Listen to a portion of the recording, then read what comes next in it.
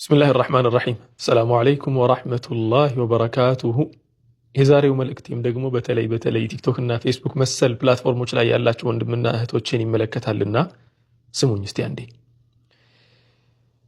የሆነ ወንድማችን ነበር ፌስቡክ ላይ በጣም ጎበዝ ልጅ ነው፣ አክቲቭ ነው፣ ብዙ ነገሮችን ፖስት ያደርጋል። ፖስት የሚያደርጋቸው ጥቅሶችን ነው፣ ሰዎች የሚሰሩትን ዳዕዋና መሰል ነገሮችን ሼር ያደርጋል። እና ያ ወንድማችን ለተወሰነ ጊዜ ጠፋ ከሶሻል ሚዲያ።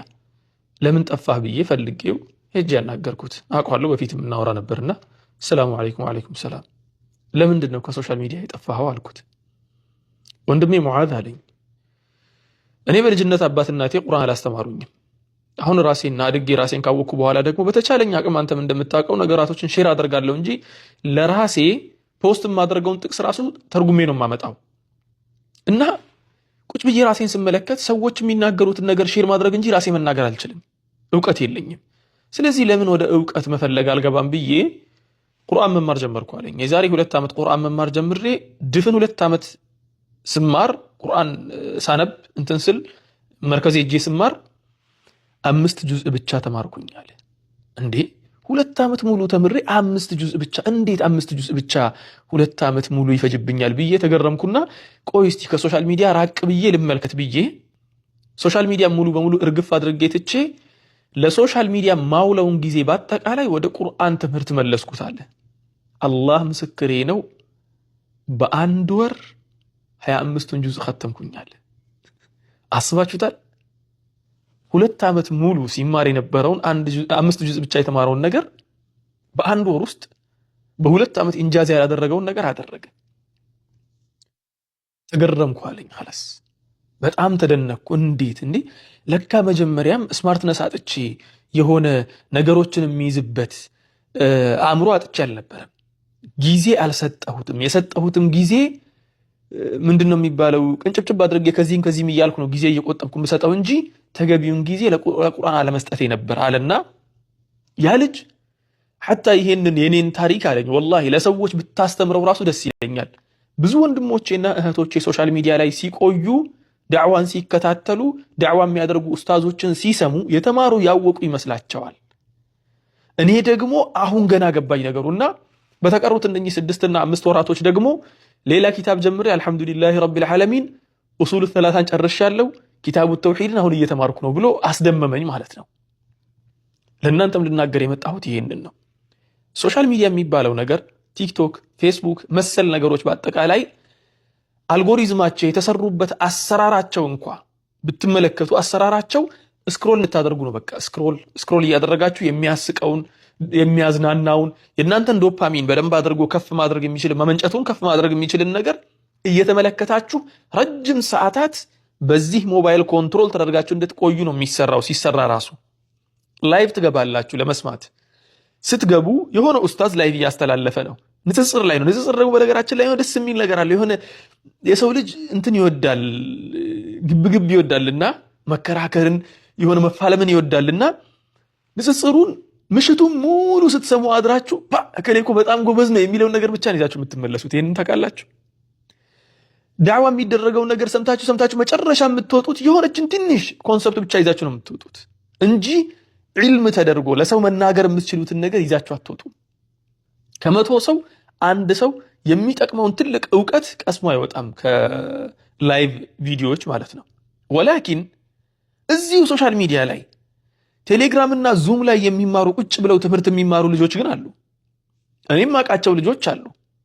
አረብ ሀገር ሲመጡ ፋቲሃን በቅጡ መቅራት የማይችሉ ልጆች አላህ ምስክሬ ነው ከመማር አልፈው ቁርአንን ከማክተም አልፈው ብዙ ጁዝኦችን ሒፍዝ ከማድረግ አልፈው በኢጃዛ መልኩ ማለትም በኢጃዛ ስታንዳርድ ተጅዊድን ቀርተው ከዚያም አልፈው የተለያዩ የሐዲስ ኪታቦችን ተምረው እያስተማሩ ወንዶችን አይደለም እያልኩ ያለሁት እንስቶች፣ ሴቶች እህቶቻችን ኪታብ ከመማር አልፈው እያስቀሩ ነው። የት ሆነው? መዳም ቤት ሆነው የመዳምን ስራ እየሰሩ በጆሮአቸው ያዳምጣሉ። ማታ ላይ ስራቸውን ጨርሰው ቤት ሲገቡ አብዛኞቻችሁ እኮ እውነቱን እናውራ ከተባለ ስራ ይበዛባችኋል አይደል? ናም ቤት ስትገቡ ምንድነው የምትሰሩት?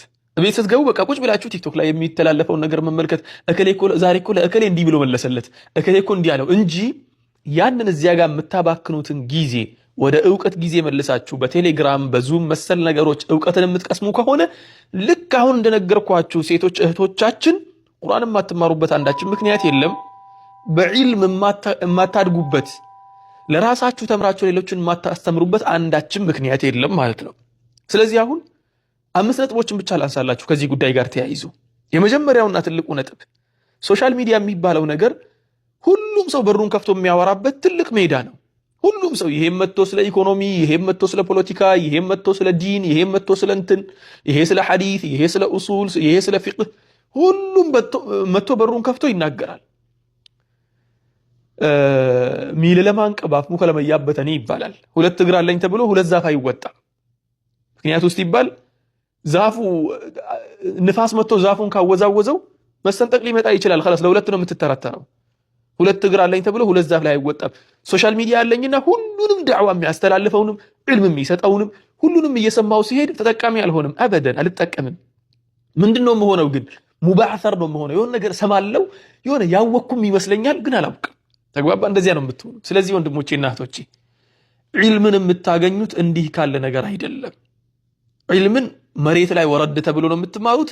አሊያም ደግሞ የሆነ ፕሮግራም አድርጋችሁለት ቲክቶክ ላይ ቴሌግራም ላይ ሊሆን ይችላል፣ ቲክቶክ ላይም ሊሆን ይችላል። በነገራችን ላይ በመድረሳ መልኩ ስርዓት ባለው መልኩ ኪታብ ወስዳችሁ ቁጭ ብላችሁ በጥሞና አዳምጣችሁ ደግማችሁ ደጋግማችሁ ያን ነገር መውሰድ የምትችሉት እንጂ ትሰማላችሁ እንጂ ሰማዕና ኢስቲማዕ ይለያያል። መስማት እንጂ ማዳመጥ የሚባለውን ነገር እድሉን አታገኙም ማለት ነው ሶሻል ሚዲያ ላይ ስትሮጡ።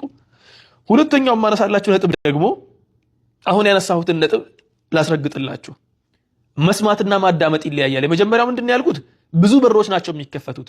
ብዙ በሮችን መስማት ደግሞ የበለጠ እናንተን ተሸቱት ያደርጋችኋል፣ ይበትናችኋል እንጂ ሰብሰባ ያደርጋችሁም ዕውቀት አያስቀስማችሁም ማለት ነው። ሁለተኛው ምንድነው? መስማትና ማዳመጥ ይለያያል። ሶሻል ሚዲያ ላይ የምትሰሙት ነገር የመስማት ነገር ነው፣ የማዳመጥ አይደለም። በማስረጃ የተደገፈን ነገር የመውሰድ ነገር አይደለም። ሁለተኛ ይሄ ነው።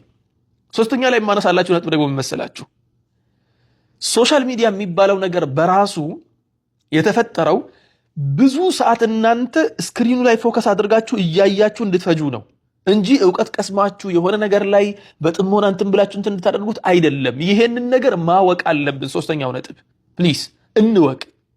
እነኚህ ሰዎች ሲሰሩ በዕውቀት እንድናድግ ሳይሆን በኢንፎርሜሽን ብቻ ከኖሌጅ የሚባለውን ነገር ዕውቀት የሚባለውን ነገር ርቀን ማስረጃ የሚባለውን ነገር ርቀን በመረጃ ብቻ እንድንኖር ነው እነሱ የሚያደርጉን። ኢንፎርሜሽን ብቻ እየሰበሰብክ ኢንፎርሜሽኑን ዕውቀት እንዲመስልህ ያደርጉልሃል ማለት ነው።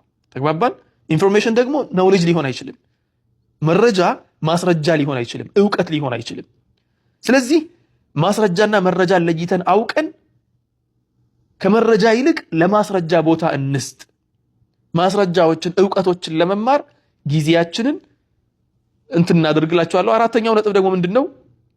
በቴሌግራም እና ዙም ላይ ብዬ እንደ ንግግር ያነሳሁት ነጥብ አለ። ብዙ ቻናሎች አሉ ቴሌግራም ላይ ዕልምን የሚያስተላልፉ የተለያዩ ኪታቦችን የሚያስቀሩ። ለምሳሌ ያክል ሼክ ኢልያስ አህመድ ለረጅም ጊዜ ዕልም እየሰጠ ነው። ቴሌግራም ላይ እያስተላለፈ ነው። ዩቲዩብ ላይ እያስተላለፈ ነው። ማን ነው እየተከታተለ ያለው? ዳዕዋ ቲቪ የሚባለው ትልቁ ቻናል የሼክ መሐመድ ሐሚድ ዲን ብዙ ዳዕዋዎችን እያስተላለፈ ብዙ ዕልሞችን እያስተላለፈ ዳዕዋ ብቻ አይደለም ዕልሞችን እያስተላለፈ ነው። ማን ነው ተከታትለው እየተማረ ያለው? ቴሌግራም ላይ ብዙ አቂዳቸው ሰሊም የሆኑ ስለ አቂዳ ትምህርት የሚያስተምሩ ብዙ ኪታቦችን እያስቀሩ ያሉ ትላልቅ ወንድሞች፣ ዑለሞች፣ መሻይኾች፣ አሳቲዳዎች አሉ። እነሱን ተከታትላችሁ የማግኘቱ ኃላፊነት ደግሞ የእናንተ ነው የሚሆነው ማለት ነው። ስለዚህ ፕሊስ አእምሯቸው ወደዚህ እናዙር። አምስተኛው ነጥብ ደግሞ ምንድነው? እነኚህን ነገሮችን ስትከታተል ሙዓዝ እዚህ ጋር ቁጭ ብሎ የሚያስተላልፈውን ነገር ስታዳምጥ አድማጭና ተከታይ ትሆናለህ እንጂ አስተማሪ መሆን አትችልም፣ ዓሊም መሆን አትችልም፣ ኡስታዝ መሆን አትችልም። ሙነዚር እንኳን የሆነ ነገር ላይ ተነስቶ የሚናገር ተናጋሪ እንኳን መሆን አትችልም። የምትሆነው ግን ምንድነው? ተከታይ። በቃ ሁሌ ታጨበጭባለህ ብቻ። እከሌ ኢልሙ እኮ ትላለህ። አንተም እኮ ዓሊም መሆን ትችላለህ። ማን ከልክሎህ ነው? ማን እግርህን ይዞህ ነው? ስንትና ስንት ወንድሞች እየነገርኳቸው አይደለም እንዴ? ስንትና ስንት ወንድሞችና እህቶች አረብ ሀገር ላይ ተቀምጠው ከባድ ሁኔታ ላይ ተቀምጠው ዕልሙን ተምረው እያስተማሩ ነው ያሉት። ለእናንተም ጊዜው አልረፈደም። እነኛ አሁን የምነግራችሁ ወንድሞች ከሀገር ሲወጡ 20 ምናምን ዓመት ሆኗቸው ነው የወጡት። ዛሬ ላይ 40 ዓመት ገደማ ነው ያሉት፣ ግን ዒልምን ተምረው እያስተማሩ ነው ያሉት። ስለዚህ ፕሊስ ጉዞ ወደ ዒልም፣ ጉዞ ወደ መማር ይሁን እንጂ ሶሻል ሚዲያን ስክሮል ማድረግ ማንም የሚችለው ነገር ነው። ፕሊስ ጊዜያችሁን ቆጠብ አድርጉና እንዴው አንድ ወር ብቻ ሰጣችሁ እስቲ ሞክሩት። አይከፋም። አንድ ወር ሞክሩና የማይሆን ከሆነ ትመለሳላችሁ ወደ ሶሻል ሚዲያ። አንድ ወር ሙሉ በሙሉ ጊዜያችሁ ለዒልም ሰጣችሁ ቲክቶክ ላይ፣ ቴሌግራም ላይ፣ ዙም ላይ ፈልጉና ዒልም የሚማሩበትን መድረሳ ፈልጋችሁ ግቡና ተምራችሁ እስቲ ራሳችሁን ቼክ አድርጉ። ጥሩ ነገር ከተናገርኩ የዚያኔ አታመስግኑኝ፣ ዱዓ አድርጉልኝ። ከተሳሳትኩ ደግሞ መታችሁ ልክ ንገሩኝ። ባረከላሁ ፊኩም ጀዛኩሙላሁ ኸይረን ወአሕሰነላሁ ኢለይኩም። እዚህ ጋር ተቀምጠው የሚናገሩ ብዙ ሰዎች፣ ዳዕዋ የሚያደርጉላችሁ ብዙ ሰዎች እናንተ እንደምታስቡት ዙም ላይ ቲክቶክ ላይ ተቀምጠው አይደለም የተማሩት። አብዛኞቹ ዑለሞች ስር ቁጭ ብለው ተምረው ነው የመጡት፣ ወይ ደግሞ የሆነ ቦታ ሄደው ዒልም መማር ባለባቸው ሰዓት ላይ ተምረው ማስተማር ባለባቸው ሰዓት እያስተማሩ ነው። አንተም ደግሞ አሁን ላይ ያለህበት ደረጃ የመማር ደረጃ ከሆነ ሰዓትን እዚህ ጋር አታባክን። ማንንም ፎሎ ለማድረግ ጊዜም አይኑርህ። ሂድና ተማር። የተማርከውን ነገር ለማስተማር ደግሞ ጣር እልሃለሁ። አላህ ሱብሓነሁ ወተዓላ ሐቁን ይወፍቀን። نسأل الله سبحانه وتعالى أن يجعلنا ممن يستمعون القول فيتبعون أحسنه. سبحانك اللهم ربنا وبحمدك أشهد أن لا إله إلا أنت أستغفرك وأتوب إليك وآخر دعوانا أن الحمد لله رب العالمين والسلام عليكم ورحمة الله وبركاته.